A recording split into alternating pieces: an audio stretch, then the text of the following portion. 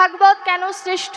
ভগবানের মুখমিশ্রিত বাণী যেখানে গীতা রয়েছে, এখানে জীবকে শিক্ষা দিল যে নিজ মুখে নিজ কথা নচেত সুন্দর, অর্থাৎ আমি কি ওই রসালো শাস্ত্র কেউ যদি ভাগবতকে স্মরণ করে, সেই ভাগবত তরুণীবে সাধু সাধু বলে ভগবান তাকে গ্রহণ করে।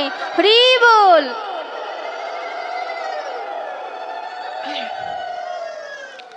ভাগবত শব্দের অর্থ আমরা জানলাম। আচ্ছা, প্রশ্ন হতে পারে যে কি করেছি আমি, কি এটি আমাকে নিজের জানানো উচিত নয়? জীবকে শিক্ষা দিলেন, আপনি যদি মহামানব হন, মানুষ আপনার গুণগান এমনিই গাইবে, আপনার নিজের গাওয়ার প্রয়োজন নাই। জীবকে শিক্ষা দিলেন ভগবান শ্রীকৃষ্ণ, কিন্তু গীতার মধ্যে বলেনি আমাকে দর্শন করো। তিনি বলেছে আমাকে দর্শন করার মতো নয়ন নেই, অর্জুনকে দিয়েছেন, তিনি বিশ্বরূপে দর্শন করেছেন, কিন্তু ভগবান কিন্তু একবারও বলেনি যে আমি এটা পারি, আমি ওটা পারি, আমি ওই যুগে এই করেছি, আমি সর্বভূত, আমি সব কিছু। গীতায় কিন্তু সেইভাবে ব্যাখ্যা দেননি। যতটুকু না দিলেই নয়, ভক্তের মনোবাসনা পূরণ করার জন্য ততটুকু দিয়েছে। আর আমার ভাগবত কেন শ্রেষ্ঠ? ভগবান নিজ থেকে নিজের ভক্তকে ভালোবাসে। তার ভক্ত যতটুকু মাধুর্য দিয়ে ভগবানের নীলা কথা রূপ বর্ণনা করেছে, তা ভগবানের পক্ষে সম্ভব নয়। এর জন্য ভগবান বলেছে আমা হতে সুখদেব গোস্বামী শ্রেষ্ঠ, ব্যাসদেব শ্রেষ্ঠ। এখন এই যে সুখদেব গোস্বামী আমাদের ভাগবত দিয়েছে, আমরা সকলে এটাই বলি ভুল। সুতমুনির কাছ থেকে আমরা ভাগবত পেয়েছি। দেখবেন বন্ধনার মধ্যে আমি দুটো কথা বলি, সুতমুনি বক্তা আর পরমহংস চড়ামণি রসিক সুখদেব গোস্বামী বক্তা। সুখদেব গোস্বামী আপনারা সকলেই জানেন, যেহেতু সময় সংক্ষিপ্ত, পরীক্ষিত মহারাজের ঘটনা আমি আর বললাম না। পরীক্ষিত মহারাজ যে অভিশপ্ত হয়েছিলেন, সুখদেব গোস্বামী সেই গঙ্গা তীরে পরীক্ষিত মহারাজকে উদ্ধার করবেন বলে এসেছিলেন। পরীক্ষিত মহারাজ চিনলেন কিভাবে? ভক্তকে দর্শন করলে এমনিই চেনা যায়, কারণ ভক্তের ভিতরে কখনো ঐশ্বর্য থাকে না, ভক্তের ভিতরে কখনো কামনা বাসনা থাকে না। আর সেখানে সুখদেব গোস্বামী ছিলেন পরম পুরুষ, যিনি কিনা জন্মের সময় মহামায়াকে ব্যাসদেব অনুরোধ করেছিল তুমি স্থির হও। তিনি এতই যোগপুরুষ। সুখদেব গোস্বামী পরীক্ষিত মহারাজকে যখন উপবিষ্ট হলেন, পরীক্ষিত মহারাজ প্রশ্ন করেছিলেন যে আজ দিন যায়, আরও 6 দিন আছে, কম সময়ে কীভাবে আমি সেই পরম পুরুষের আরাধনা করে সেই পরম পুরুষকে পাব? সুখদেব গোস্বামী হাতে তালি দিয়ে বলেছিল যে অর্জুনের থেকেও তোমার প্রশ্ন শ্রেষ্ঠ। কেন বললেন? অর্জুন বলেছিলেন যুদ্ধক্ষেত্রে আমার কি করণীয়, আর পরীক্ষিত মহারাজ সেই জীবের পক্ষ থেকেই জিজ্ঞাসা করলেন মৃত্যুকালে আমার কি করণীয়। তাহলে শ্রেষ্ঠ এর জন্যই যে কর্মক্ষেত্র যুদ্ধ থেকে মৃত্যুকালীন যুদ্ধে যে প্রশ্ন, সেটি হচ্ছে শ্রেষ্ঠ। সুখদেব গোস্বামী ভাগবত শেষে এবং শুরুতে 3টি কথা বলেছিলেন। কি কথা? মৃত্যুকে ভয় করো না। প্রথম জীবকে বলেছে মৃত্যুকে ভয় করো না। আসক্তি, আমাদের দেহের ভিতরে যে আসক্তি আছে, অনাসক্তির অস্ত্র দিয়ে আসক্তিকে ছেদ করো। আর আসক্তি যদি একবার ছেদ হয়ে যায়, হা কৃষ্ণ তোমার হলাম বলে গোবিন্দের চরণে নিজেকে লুটিয়ে দাও। গোবিন্দের এত করুণা, গোবিন্দকে যদি কেউ একবার স্মরণ করতে পারে, গোবিন্দ তাকে কখনো ফেলে দেয় না। গোবিন্দ চায় তার ভক্ত যেন তার কাছে থাকে। আচ্ছা, মানব জন্ম ছাড়া কি গোবিন্দকে পাওয়া যায় না? আমি মানি না মানব জন্ম ছাড়া গোবিন্দকে যে পাওয়া যায় না, এ কথা আমি মানি না। চৈতন্য চরিতামৃতে রয়েছে একজন কুকুর, যার এখনো মৃত্যুবার্ষিকী সেই নবদ্বীপে পালিত হয়। কেন?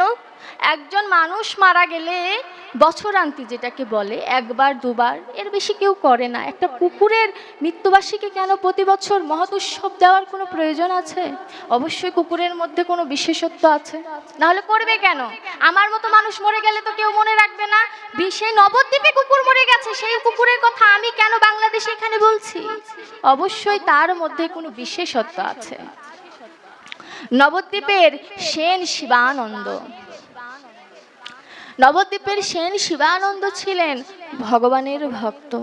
যে সে ভক্ত নয়, যে ভক্ত গোবিন্দকে সেবা দিয়ে, ভক্তকে সেবা দিয়ে নিজে সেবা করে, সে হচ্ছে ভক্ত। শিবানন্দ প্রতিদিন গোবিন্দকে সেবা দিতেন। সেবা দেওয়ার পরে প্রতিদিন সকালবেলা ভক্তদের সেবা দিতেন। ভক্তদের সেবা দেওয়ার সময় একটি কুকুর প্রতিদিন ওই রাস্তা দিয়ে হেঁটে যেত। উনি বাবাজি বলেছে শ্রবণম মঙ্গলম, কিন্তু শ্রবণ শোনো, মানে শ্রবণটা শুদ্ধ চিত্তে নিতে হবে, তাই তো? কিন্তু আমার পদকর্তা বললেন, আমার বলবো না, বলবো আমাদের সকলের পদকর্তা বললেন, আজও বুঝিবে না যেহ, শুনিতে শুনিতে সেহ, অদ্ভুত চৈতন্য চরিত, বুঝিবে রসের রীতি, হইবে পরম প্রীতি। বোঝো আর না বোঝো, শোনো যাও, এমনই কৃষ্ণ নাম আকর্ষণ করবেই। বোঝো আর না বোঝো তাতে দুঃখ নাই। তুমি 10 দিন কৃষ্ণ নাম শোনো, 11 দিনের দিন কৃষ্ণ নাম তোমায় ডাকবে, তুমি আসরে আসো। এটি কৃষ্ণ নামের মহিমা। ওই কুকুরটি প্রতিদিন শিবানন্দের বাড়িতে যাতায়াত করতেন। স্বভাবে তো কুকুর যেখানে খাবার গন্ধ পাবে সেখানে সে যাবে, এটি তার স্বভাব। কুকুর প্রতিদিন শিবানন্দ যে সব ভক্তদের খেতে দিতেন, কুকুরকেও তিনি প্রসাদ সেবা দিতেন। কুকুর সেবা নিতেন প্রতিদিন।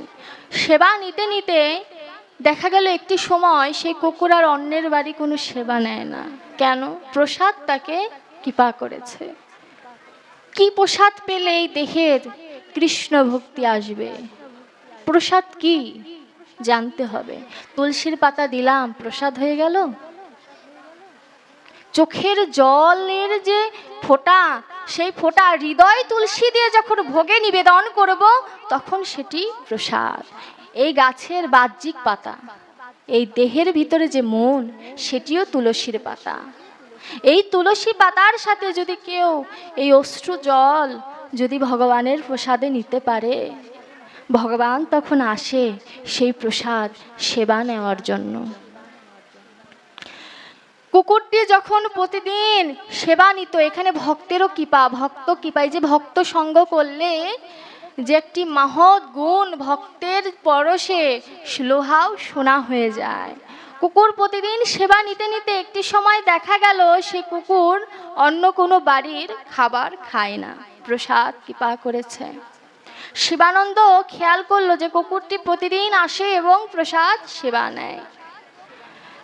তখন শিবানন্দ কুকুরের সামনে বসে বলে যে তোকে যে প্রসাদ কৃপা করেছে, তুই তোর পশুত্ব ভুলে গিয়ে তুই প্রসাদ সেবা নিলি। এই শিবানন্দ যে প্রতিদিন কৃষ্ণ সেবা দিয়েও এই প্রসাদের মাহাত্ম্য বুঝতে পারল না। শিবানন্দ কুকুরের সামনে যে কান্না করছে আর বলছে, তুই তোর পশুত্ব ভুলে গিয়ে প্রতিদিন আমার বাড়ির প্রসাদ সেবা নিস। কই আমি তো গোবিন্দের সামনে সেই প্রসাদ নিবেদন করি, কত মন্ত্রতন্ত্র দিয়ে নিবেদন করি, আমার পৈতার গায়ত্রী মন্ত্র জপ করে নিবেদন করি, কই আমার তো করুণা হলো না। আমি বেশ ধারিয়ে টিকি ধারণ করেছি, প্রতিদিন মালা জপ করি, কই গোবিন্দ তো আমায় কৃপা করলো না। দেখুন পশুর কতটুকু মায়াবোধ জাগ্রত হয় ভক্তের কান্না দেখে, পশু কাঁদে। শিবানন্দ আর স্থির থাকতে পারল না। শিবানন্দ সেই কুকুরের পা ধরে নিজের বুকে ধরে বলে, তোর পশু জন্ম সার্থক। আমি এই মানব জন্ম পেয়ে কি করলাম বাবা? আমার ভিতরে তো এই অহংকার বোধ যায় না।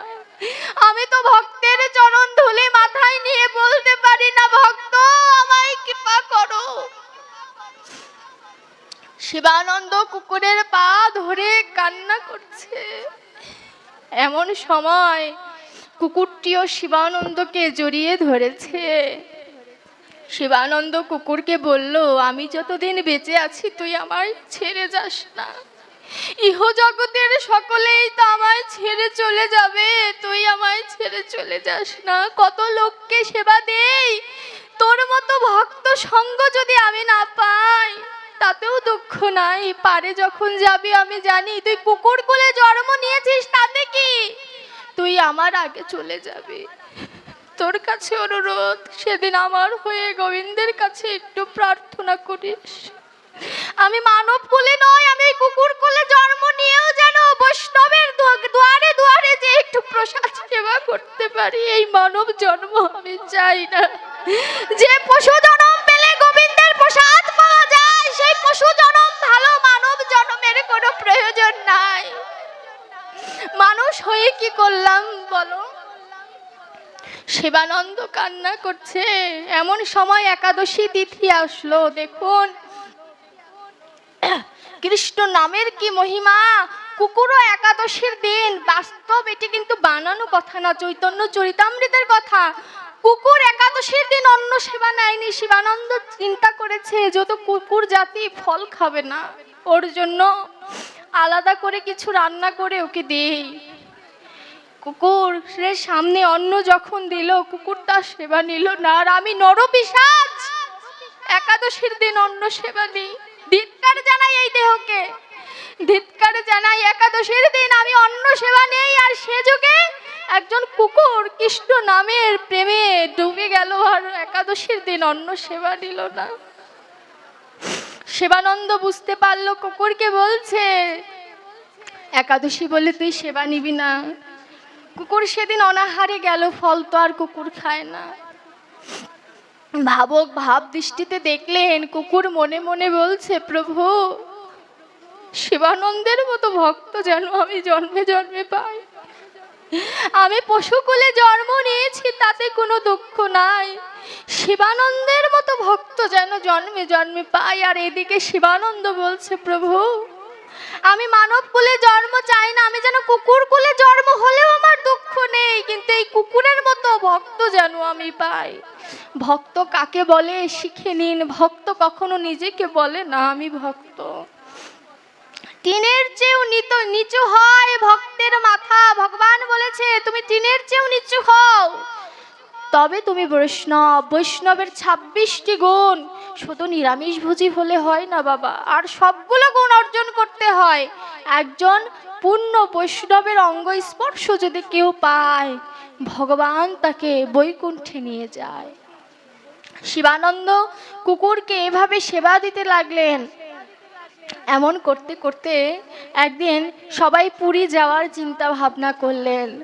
কুকুরকে তো কেউ সাথে নেবে না। শিবানন্দ সবাইকে বলল যে তোমরা সবাই যাও, আমি আমার পোষা কুকুরকে নিয়ে ঘাট পার হয়ে চলে যাব। এখনো জগন্নাথ দর্শন করতে গেলে অনেকে কুকুর নিয়ে যায়। সেই শিবানন্দের মতো যদি ভক্ত বেশি ভগবান আসে বলা তো যায় না। যখন ঘাটে আসলো, তখন নৌকার মাঝি বলছে যে আমি তোমায় নিতে পারি, এই কুকুরকে নেব না। শিবানন্দ বলল যে তুমি কি করলে আমার এই কুকুরকে নিয়ে যাবে বলো। শিবানন্দকে মাঝি বলল যদি আমার এই নৌকাটা পরিষ্কার করে দাও, তাহলে আমি তোমার এই কুকুরকে নিয়ে যাব। শিবানন্দ বললেন ঠিক আছে। কুকুরকে নিয়ে যখন এপারে আসলেন, নৌকা যখন পরিষ্কার করে আর চিন্তা করে যে কুকুর নৌকায় উঠেছে তাই নৌকা অশুদ্ধ হয়নি, আমার মতো অধম নৌকায় উঠেছে বলে নৌকা অশুদ্ধ হয়ে গেছে। এ যেন আমার কথা, যে আমার এই দেহ নৌকার ভেতরে ভগবানকে রাখার কথা ছিল, ভগবানের নাম গুণগান গাওয়ার কথা ছিল। গোবিন্দকে তো একদিনও ডাকলাম না যে প্রভু আমি তোমায় নিজের করে নেব, এমন তো কোনো যোগ্যতা আমার নেই। তুমি দয়া করে আমার মতো অধমকে তোমার চরণে স্থান দাও। আমি অযোগ্য দাসী, তুমি আমায় দয়া করো, আমায় তুমি দয়া করো প্রভু। এ কথা তো কখনো বললাম না।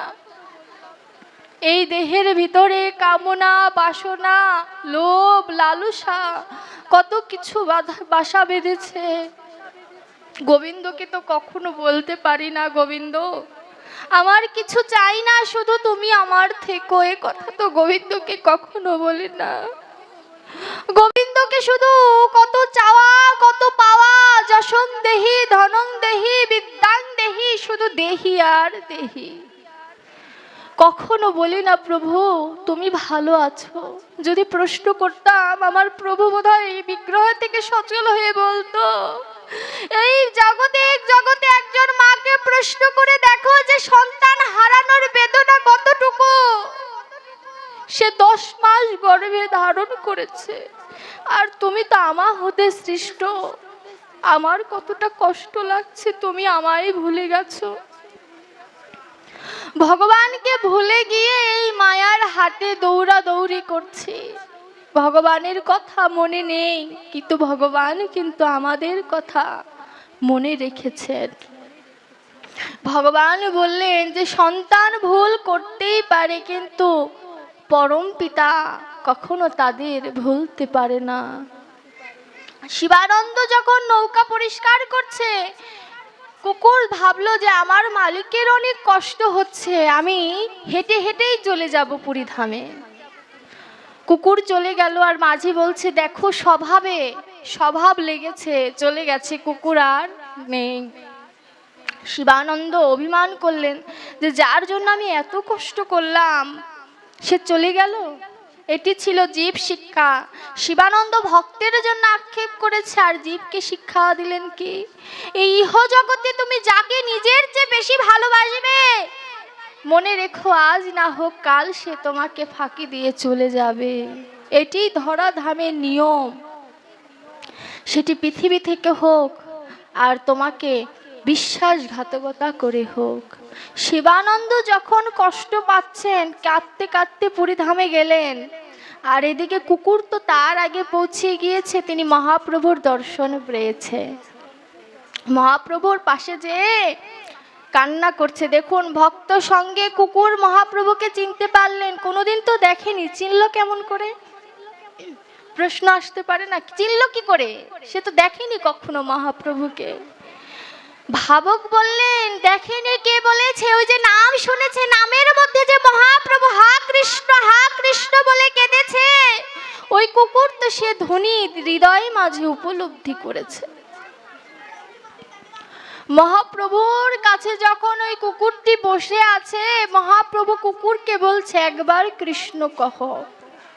কুকুর কান্না করছে, বলতে তো পারছে না, স্বভাবে তো পশু। একবার কৃষ্ণ কহ। গৌরাঙ্গ মহাপ্রভু কুকুরকে সামনে হাত জোর করে বলছে একবার কৃষ্ণ কহ। এ তো শুধু কুকুরকে নয়, এই ইহ জগতের প্রত্যেকটি মানুষকে ভগবান বলছে একবার কৃষ্ণ কহ। এই কৃষ্ণ ব্যতীত এই ধরা ধামে কেউ নেই, একবার কৃষ্ণ কহ। কুকুর তখন বলছে হা কৃষ্ণ। কুকুর তখন হা কৃষ্ণ বলে কেঁদে উঠেছে। নামের মহিমা শুনুন, নাম এমনই গুণ, পশুকে জিহ্বায় সরস্বতী মাকে বসার মতো ক্ষমতা করে দেয়।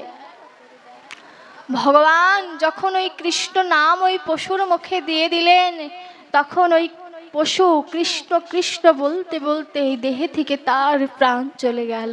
শিবানন্দ দূর থেকে খেয়াল করলেন, শিবানন্দ মহাপ্রভুকে বলছে সম্ভব কি করে হলো প্রভু? মহাপ্রভু শিবানন্দকে বলছে শিবানন্দ, তুমি যে এখানে আসবে আমি তা জানি, আর ও যে আসবে আমি তাও জানি। বলল কি করে জানো? বলে আমি জানি কি করে জানো, তুমি যখন প্রতিদিন কেঁদেছো, তোমার সাথে সাথে ওই পশু কৃষ্ণ ভক্ত পশু কেঁদেছে। কি বলে কেঁদেছে জানো? এখানেই সব থেকে মার্মিক কথা, যে গোবিন্দ আমি তোমায় ডাকার ক্ষমতা রাখি না, কিন্তু যে আমাকে ডাকার মতো ক্ষমতা করে দিয়েছে তুমি তাকে রক্ষা করো। শিবানন্দ বুঝতে পারলেন না, প্রভু আমাকে বুঝিয়ে বলো। তখন মহাপ্রভু বলল যে এই পশুটা নিজের উদ্ধারের জন্য কাঁদেনি, এই পশুটা তোমার উদ্ধারের জন্য কেঁদেছে। এই ইহ জগতে আমি যে ব্যাস আসনে বসেছি, আমি কি বুকে হাত দিয়ে বলতে পারবো যে আমি আপনাদের সবার উদ্ধারের কারণে গোবিন্দের কাছে কেঁদেছি? আপনারা বুকে হাত দিয়ে বলতে পারবেন? আপনারা পারলেও আমি পারবো না, কারণ আমি মায়ায় আচ্ছন্ন হয়ে গেছি। কুকুর তোমার জন্য কেঁদেছে যে আমার প্রভুকে উদ্ধার করো। এমন প্রভু যেন আমি প্রত্যেক জন্মে জন্মে পাই। আমি কি বলবো, আমার সঙ্গীকে, আমাকে এখানে আজ এনেছে কে? তারা আমার সঙ্গী। আপনারা হয়তো অনেকেই চেনেন ব্রজের মাধুরী সম্প্রদায়, চেনেন না বাবা আপনারা সকলে? চঞ্চল সমাদ্দার আর রমা সমাদ্দার, তাদেরকে আমি সম্পর্কে মামুনি আর বাবু বলে ডাকি। তারাই আমাকে এনেছে। আমি যখন জ্যামে ছিলাম তারা বলল, ভয় নেই তুমি আসো, গোবিন্দ তোমায় কৃপা করবে, ভয় নেই তুমি আসো। এ কথা ইহ জগতে না, আমি গোবিন্দের কাছে, ভক্তের কাছে নিবেদন করছি। এই পারে যখন কেউ থাকবে না, সেদিন যেন তারা বলে, ভয় নেই তুমি আছো, আমরা সকলে আছি। আপনাদের মতো ভক্তদের কাছেও আমার নিবেদন, যেদিন এই দেহ থেকে প্রাণ পাখি চলে যাবে, সেদিন একটু কৃষ্ণ নাম দেওয়ার জন্য আমার কাছে যাবে। এক সেকেন্ডের ভরসা নাই বাবা। আজ যে তুমি বলছো কথা, কাল কি হবে কিছুই জানা নেই। এই দেহের ভিতরে যে পাখি আছে কখন চলে যাবে বাবা বলা যায় না। ওমন তুমি ভাবছো কাল লাগিয়া, ও যে শেষের দিন বিয়ে হবে তোর শ্মশান ঘাটে গিয়া। কোন বিয়ে? যে বিয়ের অধিবাস হবে ঠিকই, কিন্তু সেই অধিবাসে আমি থাকবো না। একজন পুরোহিত এসে আমার অধিবাস ঠিক করে দিয়ে যাবে বাবা। আমার অধিবাসের স্নান করাবে এক কলস জল দিয়া, এক কলসি জল দিয়ে আমাকে স্নান করাবে। জলটাও কম বেশি হবে না।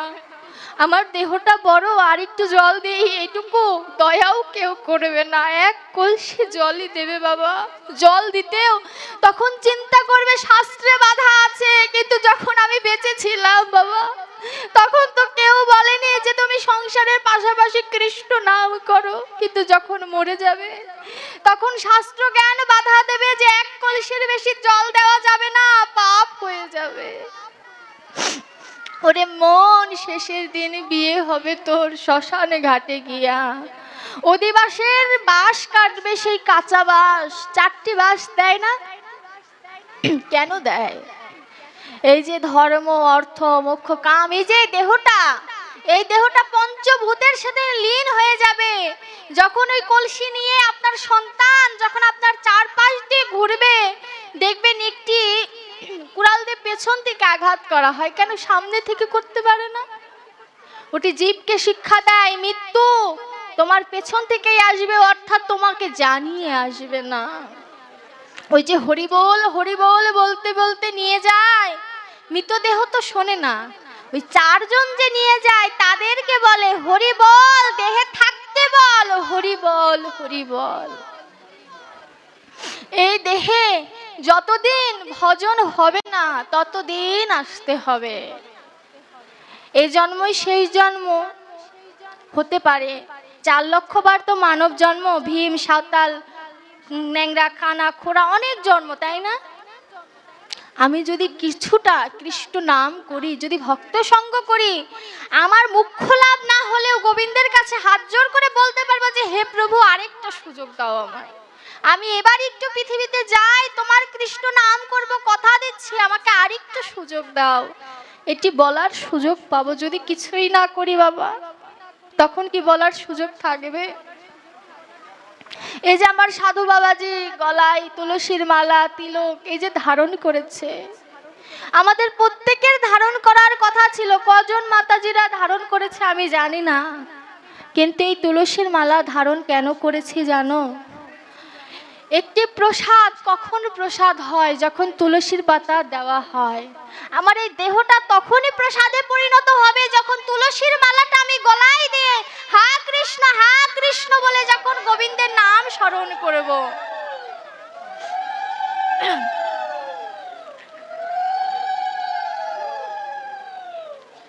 ভগবানের নাম এত মধুর। ভগবানের নাম করতে গেলে অনেক বাধা আসবে, বিপদ আসবে, সেগুলোকে অতিক্রম করে ভগবানকে স্মরণ করতে হবে। ভগবানকে স্মরণ করলে কি হবে? চেতো দর্পণ মার্জনং ভব মহাদাবাগ্নি নির্বাপনং শ্রেয় কৈরব চন্দ্রিকা বিতরং বিদ্যাবোধো জীবনম আনন্দাম্বুধি বর্ধনাম প্রতিপদং আস্বাদনং সর্বাত্মনং পরং বিজয়তে শ্রীকৃষ্ণ সংকীর্তনম।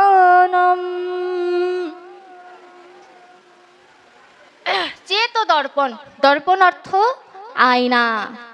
এই হরিনাম করলে এই দেহের যে আয়না, আয়নায় কি আমরা মুখ দেখতে পাই না? আয়নায় মুখ দেখতে পাই কি? আয়নায় আমরা টিপ দিয়েছি কিনা, সুন্দর করে সেজেছি কিনা, সেগুলো দেখতে পাই।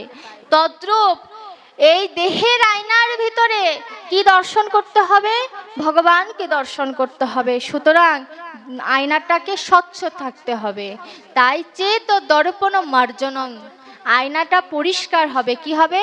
ভবজ্বালা, এই যে দৈবিক ভৌতিক এই যে জ্বালাগুলো দূর হয়ে যাবে, দৈবিক জ্বালা দূর হবে। কল্যাণ রূপে পদ্ম ফুলের জন্য জ্যোৎস্নাকে কিরণ দান করবে, অর্থাৎ আমার এই দেহটা একটি পদ্ম ফুলের ন্যায়।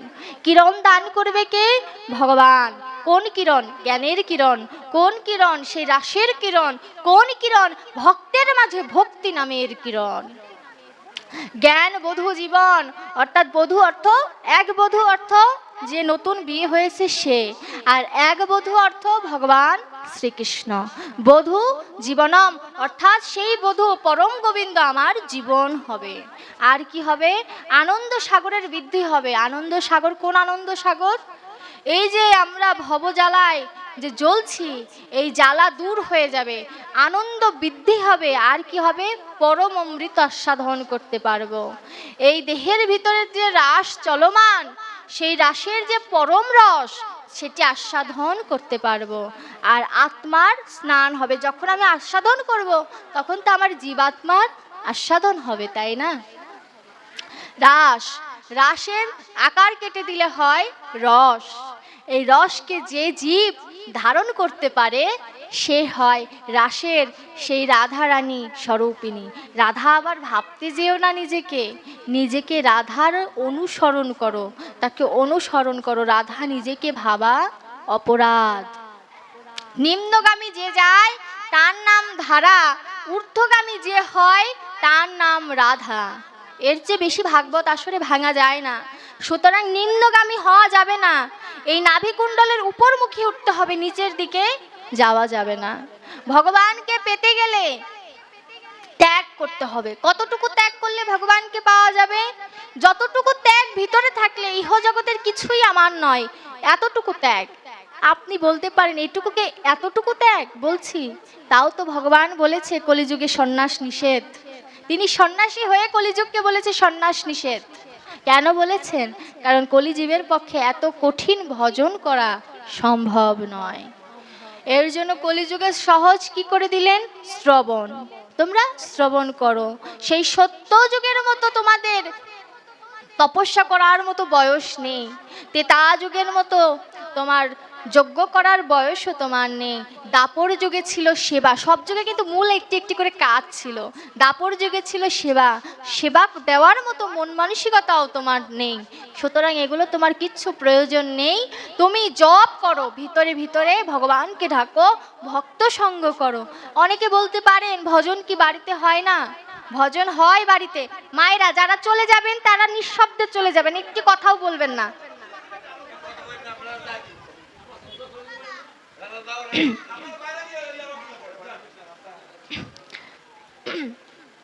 যারা কোথায় ছিলাম আমি, দেখেছেন এই যে এইগুলো হঠাৎ করে যখন উত্তেজিত হয়ে যায় না, কলিহত জীব তো, যখন উত্তেজনা আসে গোবিন্দ ভিতর থেকে হারিয়ে যায়।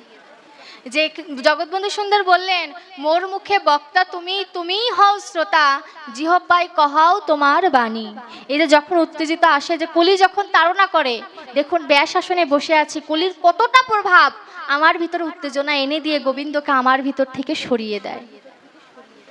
দেখুন এর জন্য ব্যাস আসনে বসলে কি হবে? ভক্ত যদি কৃপা না করে, পাঠক কেন, ভগবান স্বয়ং এসেও তার নিজের কথা বলার যোগ্যতা রাখবে না যদি ভক্ত তাকে কৃপা না করে।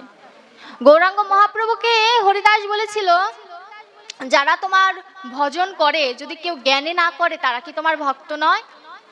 গৌরাঙ্গ মহাপ্রভু বলেছিল, পাপী তাপী অশুচি যে আমার কৃষ্ণ নাম নেবে সে ভক্ত, তুমি অভক্ত বলার কে?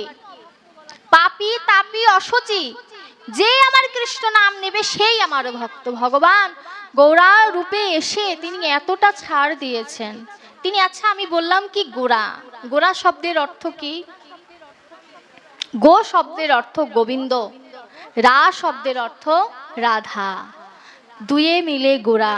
তারা শুধু দুজনে মিলে গোরা নয়, তারা আমাদের ভজনেরও গোরা, তারা আমার দেহের গোরা, তারা এই বিশ্ব ব্রহ্মাণ্ডের গোরা। ভজন করতে গেলে কাকে প্রয়োজন? রাধারানীকে। রাধারানীকে কেন প্রয়োজন? রাধারানীকে কারণেই প্রয়োজন যে রাধারানী যদি কৃপা না করে বৃন্দাবনে যাওয়া সম্ভব নয়। এই যে 84 ক্রোশ বৃন্দাবন, আপনার আঙ্গুল মেপে দেখুন 84 ক্রোশই হবে। 1 ক্রোশ, 1 আঙ্গুলকে বলে 1 ক্রোশ। এই পাশ থেকে এই পাশ বাড়ি যেয়ে মাপবেন 84 ক্রোশ হবে। এই পাশ থেকে নাভিমূল থেকে মাপবেন 84 ক্রোশ হবে। নিচে মাপবেন তাও 84 ক্রোশ হবে। 84 ক্রোশ বৃন্দাবন, ওই বৃন্দাবনও কিন্তু 84 ক্রোশ। এই যে আমরা বলি না গুপ্ত বৃন্দাবন, গুপ্ত বৃন্দাবন একটি বৃন্দাবনে আছে, আর একটি বৃন্দাবন আমার এই দেহের মধ্যে আছে। এই দেহের মধ্যে যে বৃন্দাবন আছে সে বৃন্দাবনকে খুঁজে পাবো কি করে? নরোত্তম ঠাকুর বললেন, যে মন্দিরে দেবতা নাই রাজা কহে রোষে, দেবতা নাই ওহে সন্ন্যাসী নাস্তিকের মতো কথা কহ, রত্ন সিংহাসনের পরে দীপ্তিতে রত্ন বিগ্রহ শূন্য তাহা, শূন্য নয় রাজদম্ভে পূর্ণ তাহা। আপনারে স্থাপীয় জগতের দেবতারে নহে, অর্থাৎ কি ওই সিংহাসনে যে গোবিন্দকে রেখেছে এক রাজা, নরোত্তম ঠাকুর বলছেন যে ওই সিংহাসনে গোবিন্দ নাই। রাজা বলছে রেগে, নাস্তিকের মতো কথা কহ, রত্ন সিংহাসনে গোবিন্দকে রেখেছি আর তুমি বলছো সিংহাসনে গোবিন্দ নাই। তখন নরোত্তম দাস বললেন, ওই রত্ন সিংহাসনে গোবিন্দকে রেখে লাভ নেই, ওটি রাজদম্ভে অর্থাৎ তোমার রাজের দম্ভে ওই পরিপূর্ণ। এই দেহ মাঝে তুমি রত্ন সিংহাসনে গোবিন্দকে যদি স্থাপিত করতে পারো, আমার এই সাধুর মতো যদি হা কৃষ্ণ বলতে পারো, তবে সার্থকতা। ইহ জগতে গোবিন্দকে ভজন করতে গেলে কত বাধা বিপত্তি আসে, তাই না বাবা? ভগবান বললেন যে তুমি ভাবছো যে আমার ভজন করবে সেই যোগ্যতা তোমার নেই, আমি তো অসাধু, এটি ভাবছো। ভগবানের এক ভক্ত নদীর তীরে বসে কৃষ্ণ নাম করছেন। এক রাজা দেখতে পেলেন যে এক সাধু কৃষ্ণ নাম করছে, তিনি এক পতিতাকে পাঠালেন সাধুর সাধুত্ব নষ্ট করার জন্য। পতিতা চিন্তা করে যে দিনের বেলার পতিতা যে কর্ম করে তা দিনের বেলা চলে না, রাত্রেই সাধুর সাধুত্ব নষ্ট করতে হবে। সাধু তো সারাদিন কৃষ্ণ নাম করে আর রাতে রাধা কৃষ্ণ প্রেম মাধুর্য আস্বাদন করে। পতিতা যখনই কাছে যায় নৃত্য করে, সাধু তাকে বলে তুমি কিছুক্ষণ অপেক্ষা করো, আমি তোমার সাথে কথা বলবো, আমার আগে রাধা কৃষ্ণের প্রেম মাধুর্য আস্বাদন করে নিই। পতিতা অপেক্ষা করতে করতে সকাল হয়ে যায়। 2-3 দিন যখন যায় তখন পতিতা চিন্তা করে যে এতক্ষণ আমি অপেক্ষা করলাম যে সাধুর সাধুত্ব নষ্ট করার জন্য, এতক্ষণ যদি আমি গোবিন্দের জন্য অপেক্ষা করতাম, পরম পুরুষের জন্য যদি অপেক্ষা করতাম, হয়তো আমার এই পতিত্ব না ঘুষলেও আমার এই দেহ হয়তো বা পূর্ণ ধামে চলে যেত। সাধুর কাছে পতিতাটি যেয়ে বললেন যে সাধু, তুমি যে কৃষ্ণ নাম করেছো, আমি প্রতিদিন চিন্তা করেছি তোমার সাধুত্ব নষ্ট করব, কিন্তু তোমার এই কৃষ্ণ নামে কি জাদু আছে বলো তো? আজ এতদিন পরে আমি চিন্তা করছি যে গোবিন্দকে যদি অপেক্ষা করতাম আমি গোবিন্দকে পেতাম। সাধু বলল, তোমার এই ভাব উদয় হয়েছে? সতী দেখুন, হয় কিন্তু পতিতা, সাধু বলছে সতী, বলছে সতী তোমার এই ভাব সত্যি উদয় হয়েছে? বলছে হ্যাঁ সাধু, আমার সত্যি এই ভাব উদয় হয়েছে। সাধু কি করলেও জানেন, পতিতাকে বলল, তুমি আমার সামনে দাঁড়াও। পতিতা দাঁড়িয়েছে। সাধু তাকে অষ্টাঙ্গে, ষষ্ঠাঙ্গে নয় অষ্টাঙ্গে তাকে বলল যে তোমার চরণ ধুলে আমায় দাও। তুমি পতিতা হয়ে 3 দিন কৃষ্ণ নাম শুনে তোমার পতিত্ব ঘুচে গেছে, তুমি কৃষ্ণ নামের মহিমায় অটল হয়ে গেছো। আর আমি প্রতিদিন কৃষ্ণ নাম করার পরেও তো কৃষ্ণ কৃপা আমার হলো না। পতিতা দূরে সরে যায়। যখন সাধু তার চরণে পড়ে যায়, পতিতা দূরে সরে যায়। পতিতা তো চিন্তা করে, আমি তো পতিতা, সে আমায় সতী বললেই তো আমি সতী হব না। তখন পতিতা মনে মনে ভাবে যে আমি শুধু সাধুকে বলেছি যে আমি কৃষ্ণ নাম, আমি একটু কৃষ্ণ নাম শুনে কৃষ্ণকে পাওয়ার আকাঙ্ক্ষা জেগেছে, তাই সাধু আমার চরণে পড়ে গেছে। আমি যদি সত্যি সতী হতাম, যদি সত্যি ভগবানকে ভালোবাসতাম, হয়তো গোবিন্দ আমার কাছে ধরা দিত। বাবা, ইহ জগতে গোবিন্দ ছাড়া আপন কেউ নাই। পতিতা তখন সাধুকে বলে, ওঠো সাধু, তুমি আমার চরণ ধুলি নিও না, তোমার চরণে আমায় জায়গা দাও। আমি জানি হয়তো গোবিন্দকে তুমি খুব কাছে থেকে ভালোবাসো, না হলে কি আর আমার মতো পতিতার ভিতরে কৃষ্ণ প্রেমাশ্রু আসতে পারে? পতিতা তো উদ্ধার হয়ে গেল, কিন্তু আমার ভক্তের কাছে নিবেদন যে হে ভক্তগণ, এমন কোন কর্ম করিনি যে কৃষ্ণ নামের প্রেমাশ্রু আমার চোখে আসবে। বাবা,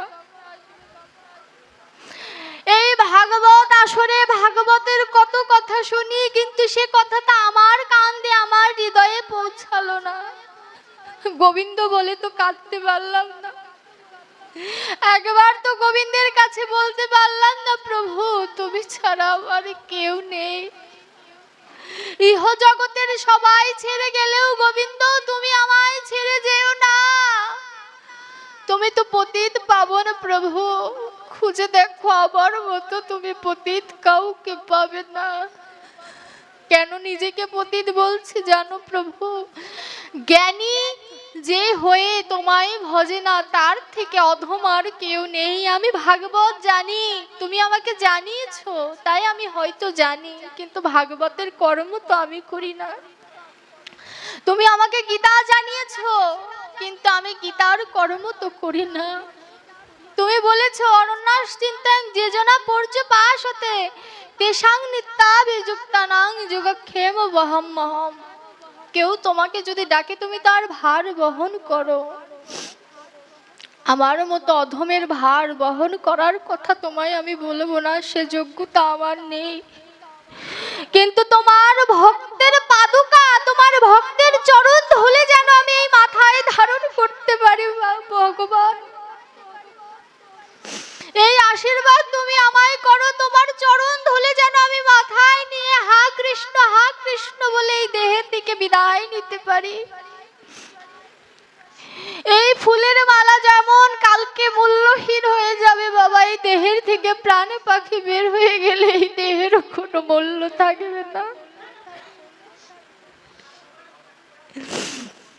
ভগবান কে ডেকে তো একবার বলিনি, প্রভু এই দেহের ভিতরে যা কিছু দিয়েছো সকলই তোমার, আমার বলতে কিছু নাই। তুমি আমায় কৃপা করে থাকতে দিয়েছো মাত্র। ইহ জগতে জমি যদি বর্গা নেই, তাকে কিছু দিতে হয়, কিন্তু প্রভু আমি এত স্বার্থপর, তোমার দেওয়া টাকা পয়সা জায়গা জমিতে থাকি, কিন্তু তোমায় যে কিছু দেব প্রভু, সেই হাত তো আমার হয়ে ওঠেনি।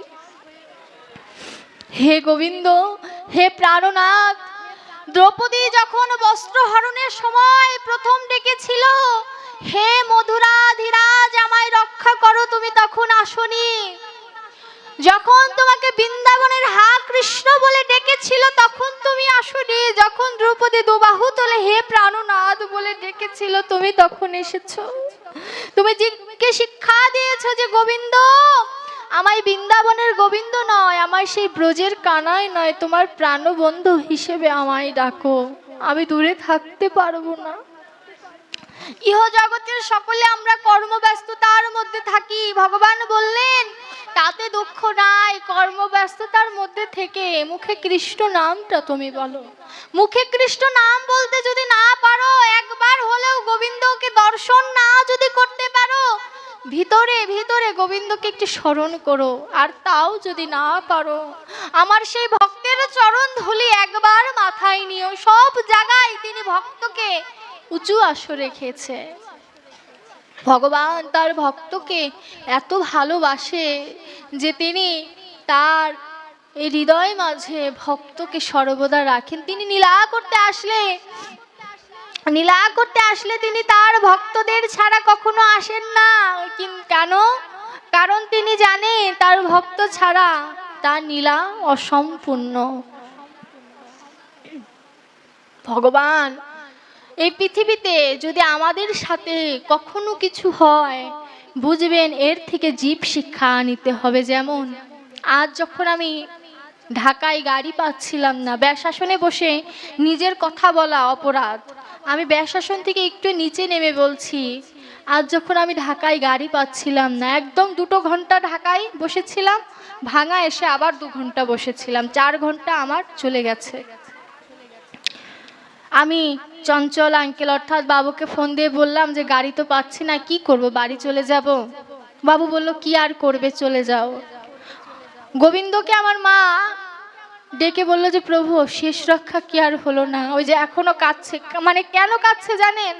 যে ভক্ত দর্শন, ওই যে বলে না বৃষ্টি যেদিন হয় সেদিন দুর্দিন নয়, যেদিন ভক্ত সঙ্গ হলো না সেটি ভক্তের জন্য সব থেকে দুর্দিন। মা কাঁদছে আর বলছে গোবিন্দ কোনো উপায় কি হবে না? এক বাসের কন্ডাক্টর হঠাৎ করে এসে বলছে মামুনি কি হয়েছে? আমি গাড়ির সিট পাচ্ছি না কোনো গাড়িতে। দেখুন তিনিই আমার কাছে ভগবান। কেন বললাম জানেন? তিনি যদি আমাকে, আমি দোলা পরিবহনে এসেছি তো, তিনি যদি আমাকে দোলা পরিবহনের কথা না বলতেন আমি হয়তো এতক্ষণে বাড়িতে থাকতাম। ভগবান নিজে আসে না, তার ভক্তকে দিয়ে কাজ করিয়ে নেয়। তো সেই কন্টাক্টটা আমার কাছে ভগবান কেন? তিনি এসেছিলেন বলে আমি আপনাদের কাছে এসেছি, আপনাদের মতো ভক্তের সঙ্গ করতে পেরেছি। হয়তো অনেক ভক্ত সঙ্গ আমার হয়নি, কিন্তু আমি বলবো যারা এখনো বসে আছেন,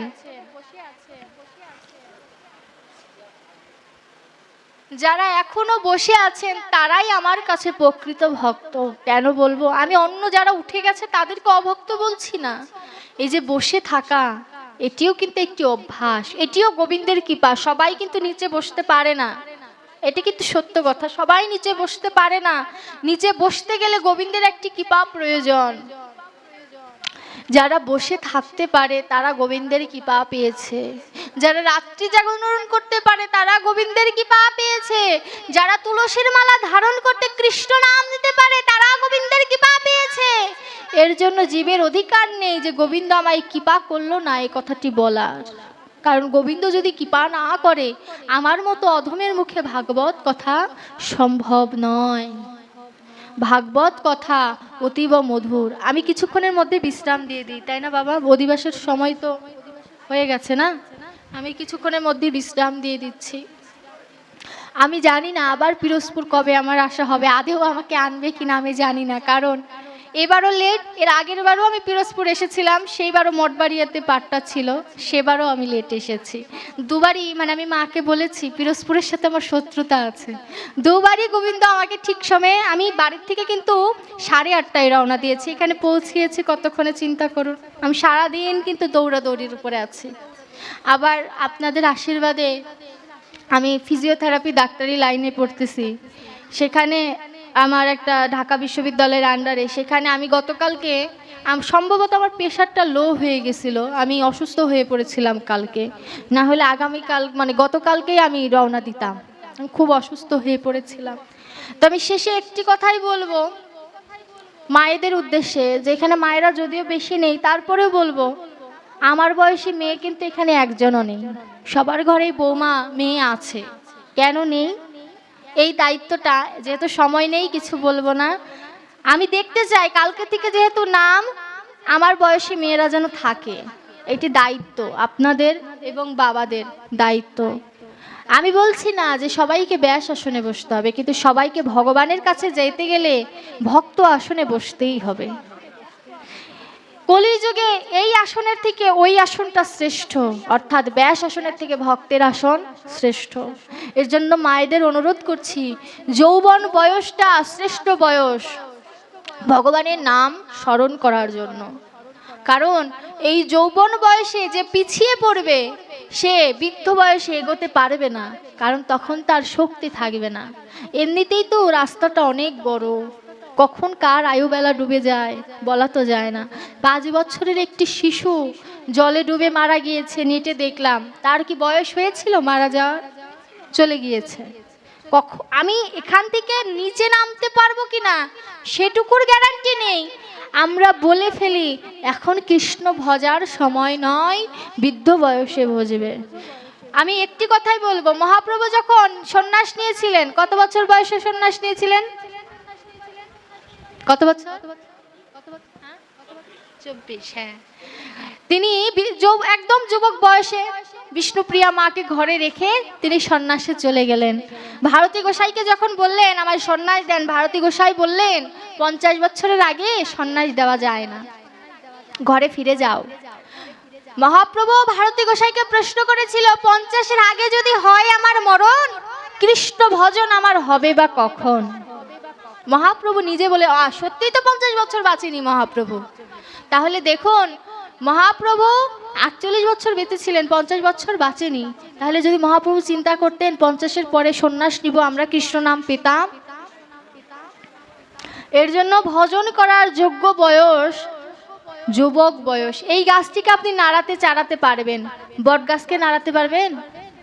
আমাদের বয়সটা তাই। আমাকে যে শিক্ষা দেবে আমার মা বাবা, আমি সেভাবে বেড়ে উঠব। আমাকে যদি শক্তভাবে বাঁধে আমি বট গাছের মতো হব, আর যদি আমাকে নরমভাবে বাঁধে তাহলে যে এলো এরকম হয়ে যাবে। এর জন্য মা বাবার কর্তব্য নিজের সন্তানকে মানুষ হিসাবে আগে তৈরি করতে হবে, তারপরে ডাক্তারি ব্যারিস্টার যা হোক। আমি নিজের কথা বলছি, আমার মা আমার বাবা তারা দুজন আমাকে আজ এখানে বসিয়েছে। আসলে আমি কখনো যে ভাগবত আস্বাদন করতে পারবো বা করাতে পারবো সত্যি কখনো ভাবিনি।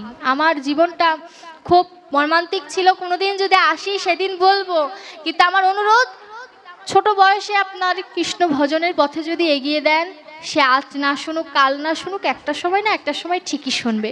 কেউ কিন্তু মায়ের পেটের থেকে প্রহ্লাদ ধ্রুব হয়ে আসে না, অনেকে কিন্তু জগাই মাধাইয়ের মতো এসেও ভগবান তাকে উদ্ধার করে দিয়ে যায় না। তাই কৃষ্ণ নাম করুন, কৃষ্ণ নাম শুনুন, কে কি বললো তাতে যায় আসে না। আপনি ভগবানকে ডাকুন, ভগবান আপনাকে যদি গ্রহণ করে, আপনি গ্রহণ না করার কে? ভগবানকে ডাকুন। আর আমার বাবু মামনি চঞ্চল সমাদ্দার এবং রমা সমাদ্দার এবং তার দলের প্রত্যেকটি মানুষকে আশীর্বাদ করবেন, তারা যেন আমার প্রতি জন্মে বান্ধব হয়। এবং আপনাদের কাছে আপনাদের চরণধূলি কাম্য, যে আপনারা আপনাদের চরণধূলি আমায় দান করবেন।